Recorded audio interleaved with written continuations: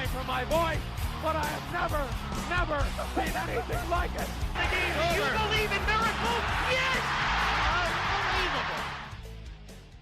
Welcome to the show. Our guest today, Jake Asman, furloughed host of SB Nation Radio, talking to us a little bit about what furlough has been like, the industry, just in totality, what the coronavirus has done to radio, sports radio, and a little bit about the Houston Texans, whom he shares a backyard with. So, of course, we got to talk about Bill O'Brien and that Hopkins trade. What does that do for the Texans going forward? Jake has been one of the best interviews I think we've had on this podcast. So, check it out right here. On the phone line right now, we have the recently furloughed host of SB Nation Radio, Jake Asman. Jake, before we start, I want to say that I started following you on Twitter a while ago, I think a year and a half, 2 years ago, and big inspiration to me. Okay, just off the bat, I want to say that. So I'm very happy that you're healthy right now.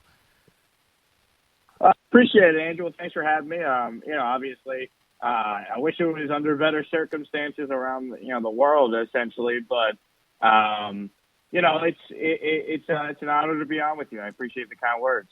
So let's talk about this coronavirus and what it's really doing to the industry, because you have been furloughed, I've been furloughed, a lot of our friends have been able to have their health, but their jobs have kind of been put on freeze. What has that been like for you? What have you done to stay busy?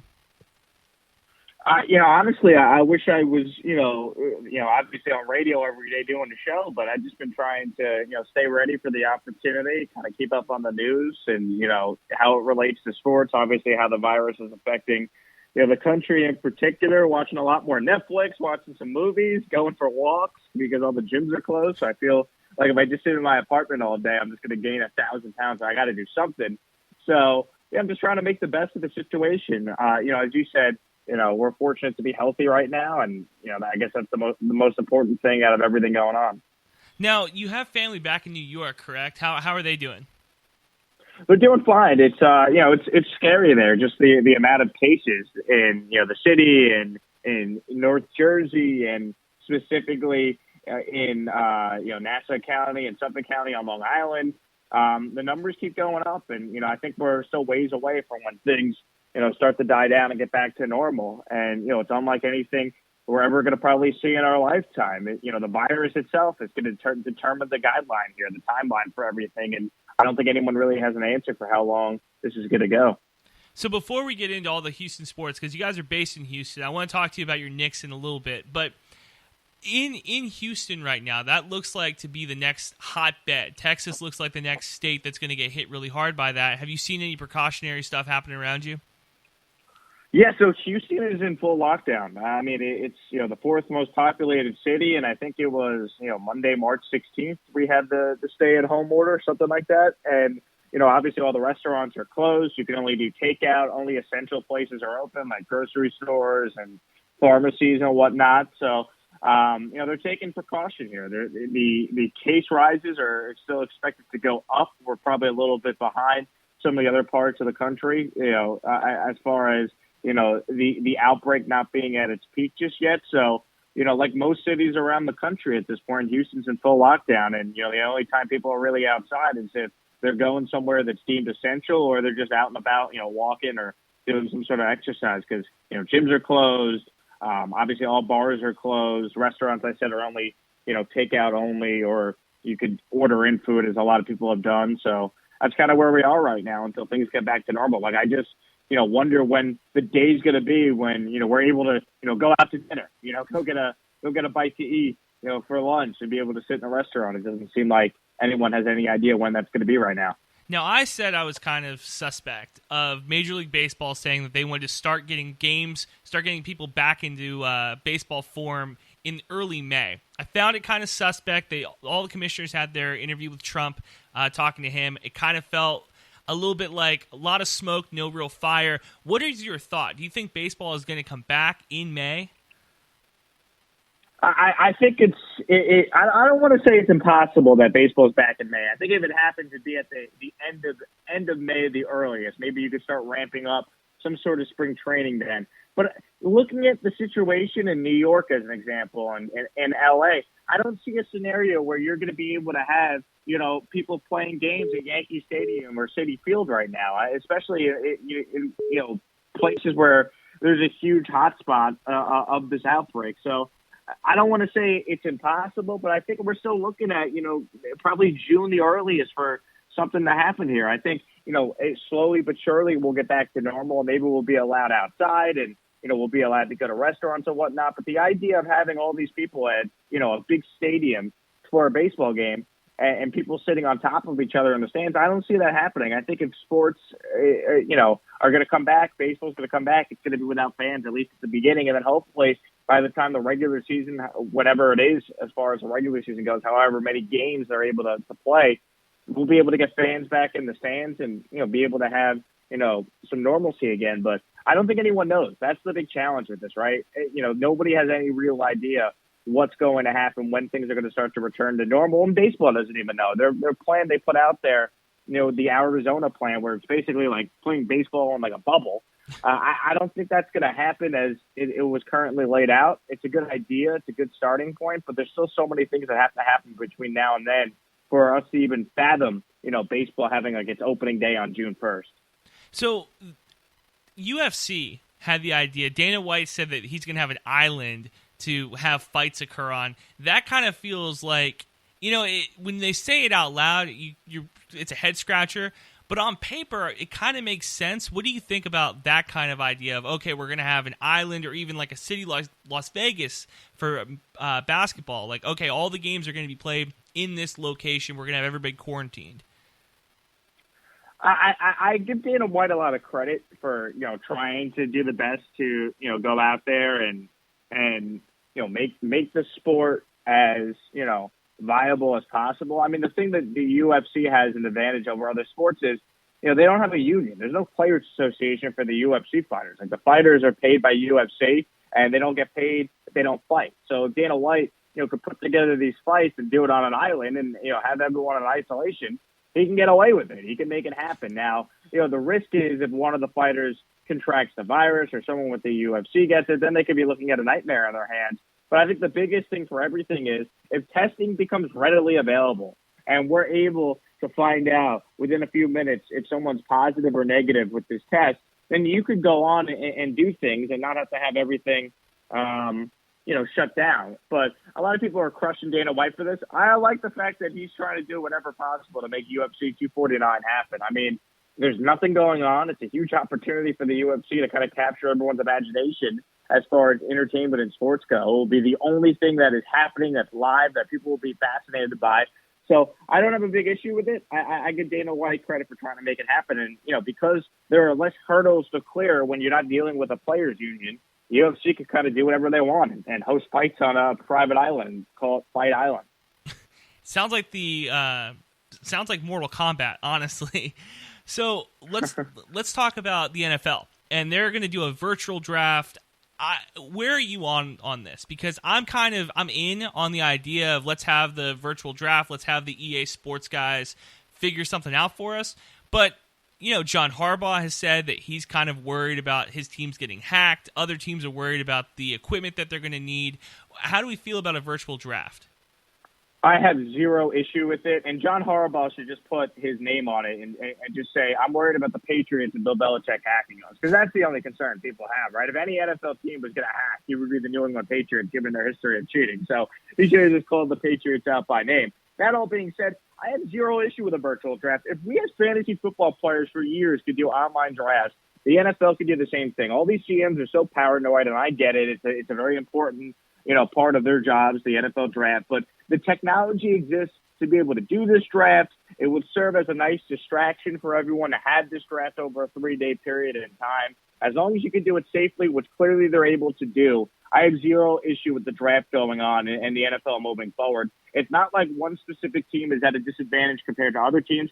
Everyone's in the same boat here, and I have zero issue with the NFL moving forward. Plus, I think there's such a thing as too much information, right? Information overload. These guys that make these decisions in the NFL overthink everything and look at all these numbers and go by certain things they've heard and visits they've had with the player. You have the tape. You had the NFL Combine. If you want to speak to a prospect, you can still do a video interview. There should be enough info there to be able to make a smart pick, an educated pick. So I have zero issue with the NFL moving forward. So the only thing that I would have to hold out on is the medical records for guys like Tua, and he's the biggest name, but there's other players who have been banged up in college. What do you say to the NFL team that says, well, I'd like to see his doctor, I'd like to see him, and have our doctors look at him too? What is that a kind of a hurdle that they're going to have to jump over?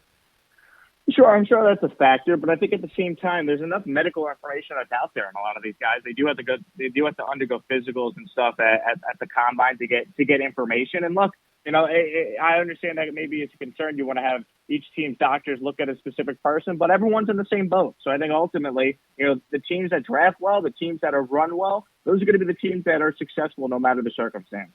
So on the issue of Tua, my big thing this week has been I think we're just really bored. We're putting Tua up against Justin Herbert. I've said that I'm taking Tua 100 times out of 100. Are we just bored? Is this why we're having this debate right now, or is there actual substance to it? Well, I think there's reason to be concerned about Tua. I mean, as great as he was in college, the injury concern is a big factor. When you're taking a quarterback, you're taking a quarterback that high, right? Tua's probably going to be a top 5 pick. If you're taking him that high, that guy needs to be a franchise quarterback. He needs to be someone that can help you one day win a Super Bowl. And if he can't stay out there on the field, that's a huge concern, and that sets your franchise back for years if you can't rely on your quarterback. So I understand the concern with taking him.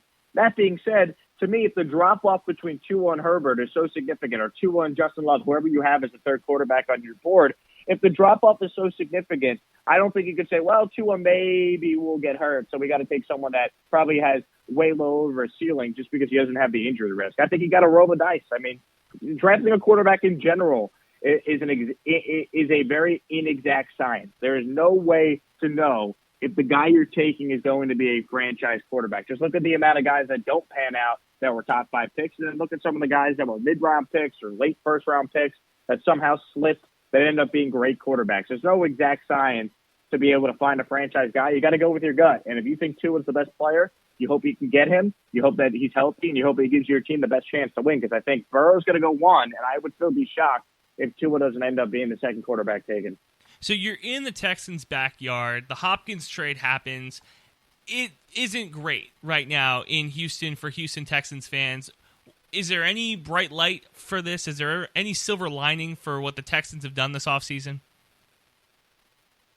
It's tough for me to sit here and say there is a silver lining right now. I mean, I guess if you want to be, the ultimate optimist, you could say, well, they have 2 second-round picks now, and they can hit on both those picks, and they have a 3rd-round pick, and they could make something happen there. But the reality is, when you trade away DeAndre Hopkins and your answer is David Johnson and a 2nd-round pick, your team did not get better. Your team got significantly weaker. And I'm sorry, adding Randall Cobb and paying him a lot of money to be your slot receiver doesn't make you that much better either. I look at what the Texans have done this offseason, and it's underwhelming.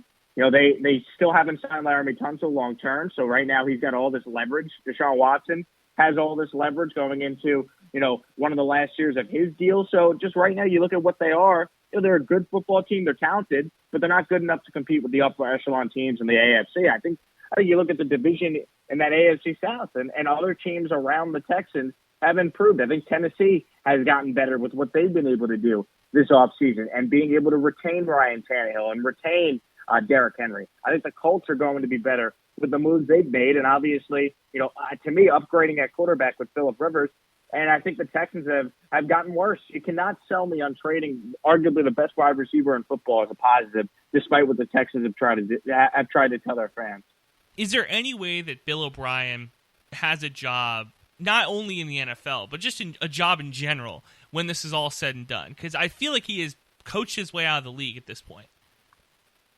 Yeah, I mean, listen, he's got so much power here in Houston. I don't know if he's losing his job with the Texans anytime soon. I mean, especially now with an added playoff team. The Texans do their usual 9-7, 10-6, and either win the AFC South or get in as a wild card team. They're not going to fire Bill O'Brien. I mean, Cal McNair, the owner here in town, has basically made it clear he doesn't fully care about winning at all costs. He likes to win, but he doesn't like to win at all costs. He's letting Bill O'Brien run the show. Bill O'Brien will tell you, oh, we won the division. Look at what we've done. The reality is the Texans have been past the AFC wildcard round just twice.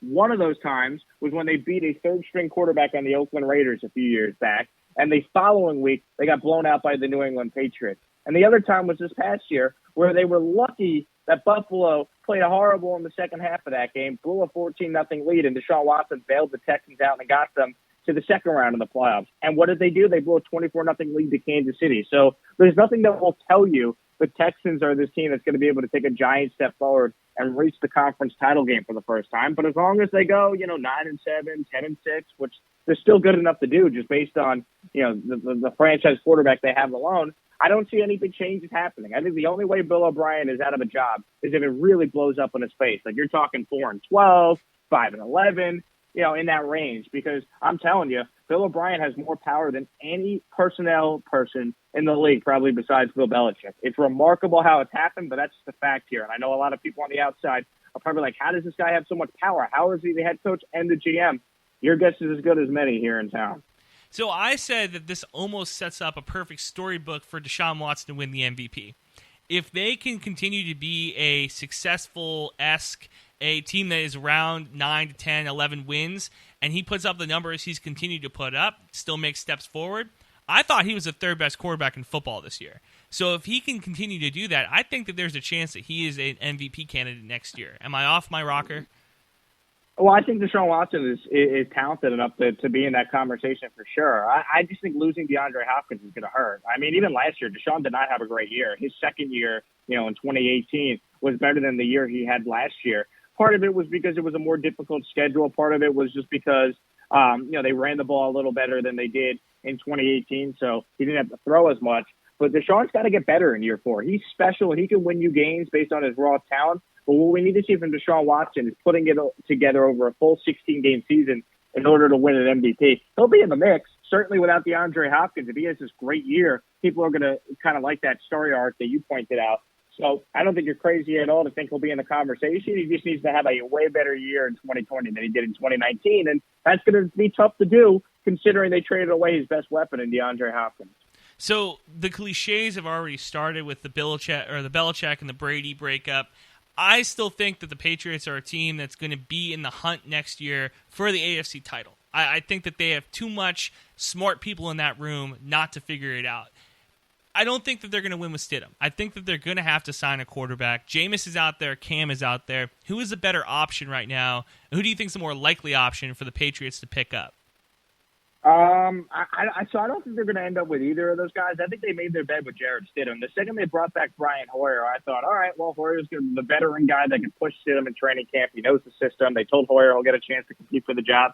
And I think that's going to be the move that New England goes with. Jared Stidham getting a chance to be the next franchise quarterback. Because all the reports are out there that they like him a lot and think he has a chance to be very good. So I think that's what they're going to do. As far as Jameis and Cam go, I'd rather take my chance with Cam Newton because he doesn't turn the ball over as much. When Cam is healthy, to me, he's still a really effective quarterback. I can't trust the guy in Jameis Winston that turns the ball over at the rate he does. You just cannot win if your quarterback's going to turn the ball over, 30 times via the interception and then another 10 or 11 times by fumbling. You're just not going to win. It's amazing the Bucs even won 7 games last year despite the onslaught of turnovers from Jameis Winston. I'll take my chances with Cam. I think the fact that he has not played since week 2 of 2019 means his shoulder has had a ton of time to heal up, and he's all right. I think Cam has really become a victim of, all these coronavirus cancellations because he can't meet with teams. They can't look at the medical records. He can't really sell himself in a one-on-one meeting. I think that's really hurt him with all this. And, I think ultimately he'll find the job probably post-draft. I think the same will go for Jameis Winston. They'll sign with teams once we see how the draft shakes out. And, maybe some teams that don't end up drafting a quarterback are like, oh, we'll take a chance on a veteran backup to come in. So to pivot a little bit, people don't follow you on Twitter. You tweeted out recently that you just saw Pulp Fiction for the first time. What was up, man? How are you this late to the show? I know. It's crazy. So since I'm, right now I'm furloughed and not on the radio every day, I've been watching a lot of movies. So I tweeted out a full list of movies I've started since the lockdown here in Houston, the quarantine has started. And I've watched, I think we're up to 22 different movies now, and they're always movies that I know are good. Everyone's recommended them, but just for whatever reason, I haven't had a chance to see.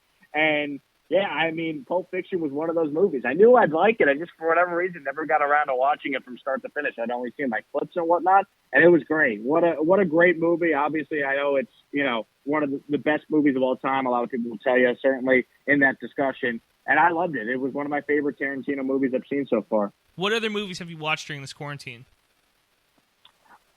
Staying with Tarantino, I watched Reservoir Dogs for the first time, Inglourious Basterds I've seen.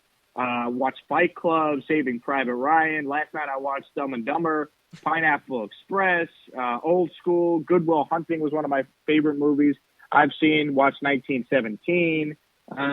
Coming to America with Eddie Murphy was great. I'd never seen The Matrix start to finish, so watching that was outstanding. Along Came Polly, Dumb and Dumber, Silver Linings Playbook. We're up to 24 movies and counting so far since this quarantine started. You're going to become a cinephile, Jake, if you're not careful. I need something to talk about, something to give opinions on. So movies are filling that void since we got no sports. So I heard a little birdie telling me that you're starting a new podcast. How's that been going? It's going pretty well. Just looking for something to do. My friend Jeff Parles, who was also furloughed at VSiN in Vegas on Sirius XM, we're getting together and we're doing a podcast about sports and a bunch of other stuff. So I guess you got good sources there, Andrew, because we're supposed to record our first episode later today. I'm pretty excited because they said that Jake is going to start putting out more content, and I said I'm a big fan of the content. I want more of it. I appreciate it. Yeah, I mean, I need something to do. I've never been so bored in my life. This is like the first time in at least 3 years that I haven't. I haven't been on radio every day in some capacity doing some sort of daily show. So, yeah, I'm definitely looking forward to it. I hope things get back to normal as soon as possible. My goal is obviously, to get back to work. I'm hoping that, things work out with SB Nation Radio because I want to go back there. But right now, I know a lot of people are kind of up in the air with everything going on. Can you tell me a little bit, before I let you go, I want to talk about the Knicks. I want to talk about your journey to SB Nation Radio. Because, like I said, I was introduced to you as this young guy who's getting this pretty nice-sized gig on a national show. I had no background information on you before I heard you on SB Nation Radio, and I was blown away because I was thinking to myself at the time, okay, this guy, he's a contemporary. We're in the same age group-ish. I'm excited to see what he does. Anytime a young guy gets a good opportunity, you got to root for him. Blew me out of the water. I said, I'm a minnow in a pool of sharks at this point if this is my contemporaries, because this is incredible. Tell me a little bit more about that journey to SB Nation Radio. Yeah, I mean, I will first off, thank you so much for the kind words. A lot of it is just timing, honestly. It's tough. So I went to Ithaca College and I graduated in May of 2017.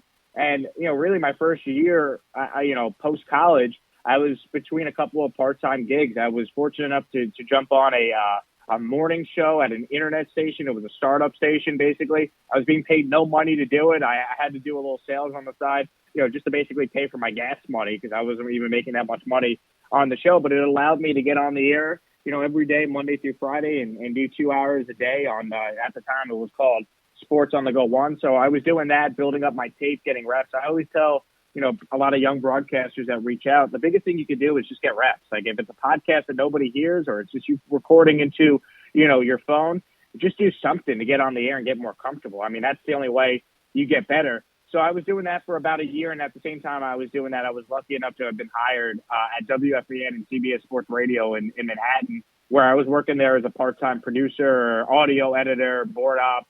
So I did a bunch of different things on both of those stations. And, it was a huge thrill for me to work at WFAN as a New York kid growing up, listening to, all the hosts on that legendary station. And, so getting a chance to be around, that station and, be in that environment was an incredible experience. And I worked there for about 8 months. And at the same time, I was working there part-time and doing that morning show on Sports on the Go 1. I was sending out my tape to a bunch of different stations and programmers and just trying to get feedback. And, a lot of the feedback was, hey, we like you, but we just don't have any opportunities right now. Stay in touch. So that went on for about a year. And finally, SB Nation Radio had an opening, and I heard from my now boss, or I guess technically he's not my boss right now because I'm on furlough, but I was hired in July of 2018. So I was on my way to 2 years with the company until the furloughs happened. And, it just came down to timing. There needed to be, an opening, and obviously you got to get lucky with how things play out. But, all you can do is just try and, put yourself in position to get a break. And that's always what I tell people, So I was fortunate that, the right thing opened at the right time. And, once that door was cracked open, you just try and knock it down and take advantage of the opportunity. I tell that to people too, Jake. I say that half of this stuff is, hard work and the other half is luck. It's just you need to continue to prepare, you need to be in the situation that when that luck finally hits, you're in that position to get the promotion, to get that chance.